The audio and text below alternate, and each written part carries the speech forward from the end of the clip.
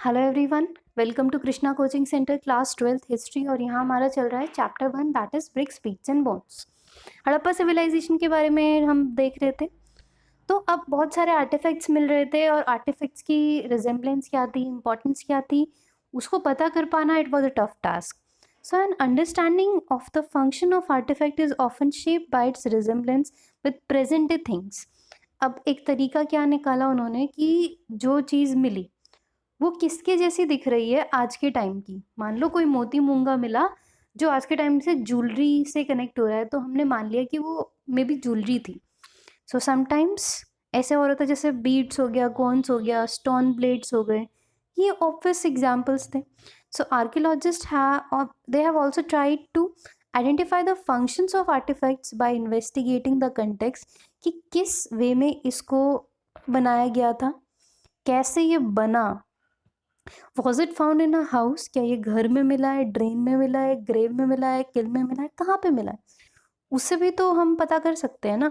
भाई ग्रेव में मिला है और सबकी ही ग्रेव में मिल रहा है, तो कुछ ऐसी चीज़ तो नहीं होगी छलनी जैसी जिससे सब्जी बनाएंगे।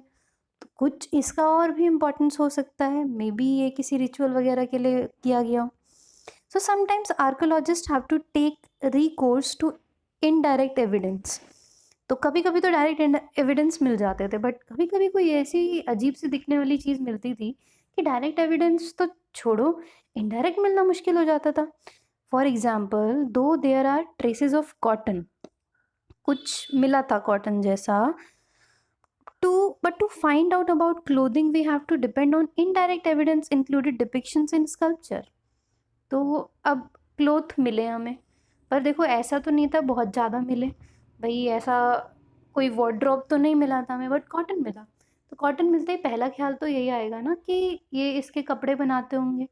बट क्या ये कॉटन के कपड़े पहनते थे? तो इसको हमें कनेक्ट करना पड़ेगा वहाँ जो मूर्तियाँ वगैरह मिली थी हमें, स्कल्पचर, कि क्या स्कल्पचर को इन्होंने कॉटन के कपड़े पहना रखे हैं या उन्होंने कुछ और ही चीज़ें डिज़ाइन कर रखी हैं। तो इस हिसाब से एक हिस्टोरियन जो है वो सोचते हैं, वो अपना थॉट इस तरीके का रखते हैं। So archaeologists have to develop frames of reference.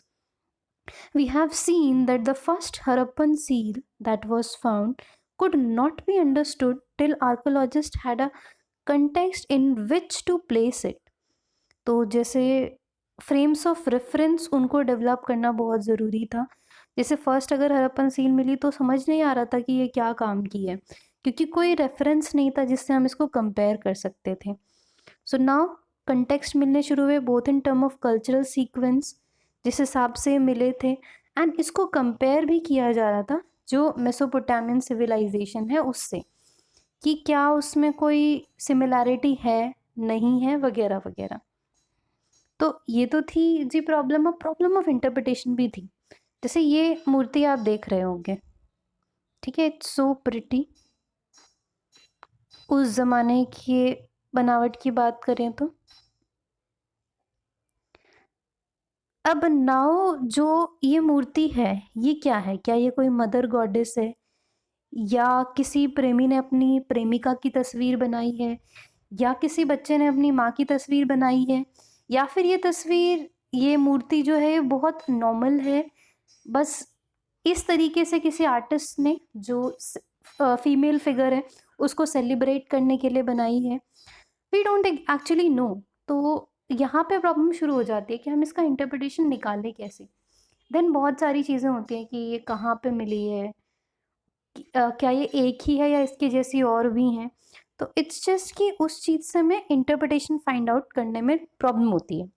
So the problem of archaeological interpretation are perhaps most evident in attempts to reconstruct religious practices. Early archaeologists thought that certain objects which seemed unusual or unfamiliar may have had a religious significance. तो पहले तो सब archaeologist लोगों ने decide कर लिया कि कुछ भी अजीब सा दिखे तो मान लो कोई रिलीजियस सिग्निफिकेंस का होगा। इसमें क्या इंक्लूड किया? टेराकोटा फिगरेंस ऑफ, जैसे वुमेन हो गई जो हेविली ज्वेल्ड थी, तो ऐसी वुमेन जिन्होंने बहुत सारी ज्वेलरी पहन रखी है उसको हम मान लेंगे कि कोई रिलीजियस इंपॉर्टेंस थी। Some with elaborate head dresses, so they were recognised as mother goddess, उनको मदर गॉडेस बोल दिया गया कि ये कोई देवी की तस्वीर होगी। फिर है rare stone statutory of men in an almost standardized posture seated with one hand on knee. इसको priest king बोला जाता था. That was also similarly classified. So in other instances, the structures they have been assigned ritual significance. These included great bath हो गया, fire altars हो गया, जो कि हमें कलीबंगन में और लोथल में देखने को मिलता है. तो ये इसको भी हमने कनेक्ट कर दिया, रिचुअल्स, कोई रिचुअलिस्टिक ही बिहेवियर इसका रहा होगा. So attempts have also been made to reconstruct religious belief and practices by examining seals, some of which seem to depict ritual scenes, other with plant motifs and thought to indicate nature worship. तो भाई जो मूर्ति plant motive के साथ मिली उसको हमें लगा कि ये नेचर को वर्शिप करने के लिए बनाया गया. कुछ एनिमल्स जैसे कि वन हॉर्न एनिमल जिसको यूनिकॉर्न कहते हैं, we don't know it's real और नॉट रियल थे, तो अभी तक देखो फॉसिल तो मिला नहीं है इनका, बट अगर थे तो कहाँ विलुप्त हो गए. सो डिपिक्टेड ऑन सील्स, ये सील्स पे दिखाए जाते थे जिसको मेथिकल बोलते थे. Composite creatures, so in some seals a figure shown seated cross leg in a yogic posture. Yogic posture में जिसके सराउंड में एनिमल्स हैं उनको डिपिक्शन ऑफ प्रोटोशिवा बोला गया. And that is an early form of one of the major deities of Hinduism. तो माना जाता है कि ये अर्ली फॉर्म ऑफ हिंदुइज्म के जो देवता रहे होंगे Shiva. So besides conical stone objects have been classified as lingas. तो जो कोन जैसी शेप के स्टोन ऑब्जेक्ट थे उनको लिंगास बोला गया, लिंगास या लिंक्स जैसे. This was the photo of proto Shiva. तो योगिक पोस्चर में sitting in between and there are animals उनके सराउंड में, काफ़ी सारे एनिमल्स हैं एंड ये शिवा ये योगिक पोस्चर में बैठे हुए हैं.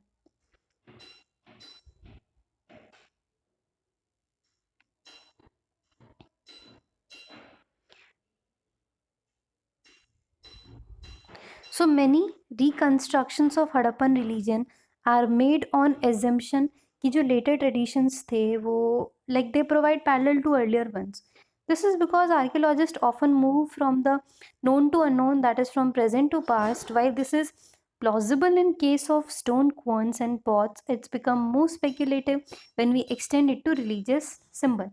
तो देखो सिंपल सी बात है, जिस चीज़ के सबूत हैं, जिस चीज़ का डायरेक्ट एविडेंस है वो चीज़ ओके है, बट जिस चीज़ का डायरेक्ट एविडेंस नहीं है ना, तो वहाँ पे हमको लगता है कि ये चीज़ बहुत स्पेक्यूलेटिव हो गई है कि आपने उसको सिर्फ रिलीजियस से ही जो है रिलेट कर दिया है. जैसे let us look for instance at the proto Shiva seals. The earliest religious text जैसे ऋग्वेद हो गया 1500 से 1000 BC में, it mentions a god name Rudra. तो ऋग्वेद में रुद्र या रुद्रा के बारे में बात कर रहे हैं, जिसको शिव जो शिव हैं उनके जगह ये नेम यूज़ किया गया है. फिर लेटर पुरानिक ट्रेडिशंस जैसे फर्स्ट मिलेनियम में, unlike Shiva, Rudra in the Rigveda is neither depicted as Pashupati nor as yogi. तो जैसे शिव हैं तो शिव को माना जाता है कि वो पशुपति थे, that was Lord of animals in general and cattle in particular, and उसके अलावा योगी भी थे. बट रुद्र के बारे में ये बात नहीं की गई है. तो in other words the depiction does not match the depiction of Rudra in Rigveda. In this जो possibly are shaman as some scholars have suggested. तो देयर कुड बी लाइक आगे में भी स्टडी ऐसी हो कि शिव अलग थे और रुद्र अलग थे, but now we term it as like एक कोई डिपिक्शन, एक कोई ड्यूटी, उनके दो names. So what is linga? तो linga is a polish stone that is worshipped as symbol of Shiva. तो लिंग क्या है? It is a polish stone होता है जिसको सिंबल ऑफ शिवा, शिव जी मान के इनकी पूजा की जाती है. और शमन्स क्या है? शमन्स वो मेन है एंड वुमेन है जो क्लेम करते हैं मैजिकल एंड हीलिंग पावर्स को as well as ability to communicate in other world. तो जो दूसरे भगवान से बात कर सकते हैं उनको शमन बोला जाता है. दिस इज गेम्समैन और लिंगास. अब देखो ये कुछ मिला, अब देख के बड़ा समझ नहीं आता कि है क्या ये शिवलिंग है या कोई गेम है या कुछ और ही चीज़ है. तो नहीं समझ में आ रहा कि है क्या ये चीज़. अब लोग इसको क्या करेंगे, अपने हिसाब से इसका इंटरप्रिटेशन निकालेंगे। तो this is what Mackay, one of the earliest excavator, had to say about these stones. बहुत सारे स्मॉल स्टोन्स थे जो लापिस लाजुली से, जैस्पर से, शालकेदोनी से और अदर ब्यूटीफुल स्टोन से बने थे। मोस्ट ब्यूटीफुली कट किए गए थे, फिनिशिंग अच्छी थी, and less than 2 inches in height. तो उनको लिंगास भी माना जा सकता था। ऑन द अदर हैंड ये बोर्ड गेम्स भी हो सकते थे। तो देयर आर 2 थिंग्स जो ये चीज़ हो सकती थी। सो इस चैप्टर में यही चीज़ है। This was all about this chapter. And अब इसकी क्वेश्चन आंसर है और टाइमलाइन है जिसको हम कवर करेंगे अपने अगले वीडियो में। Thank you so much. I will meet you all in my next video.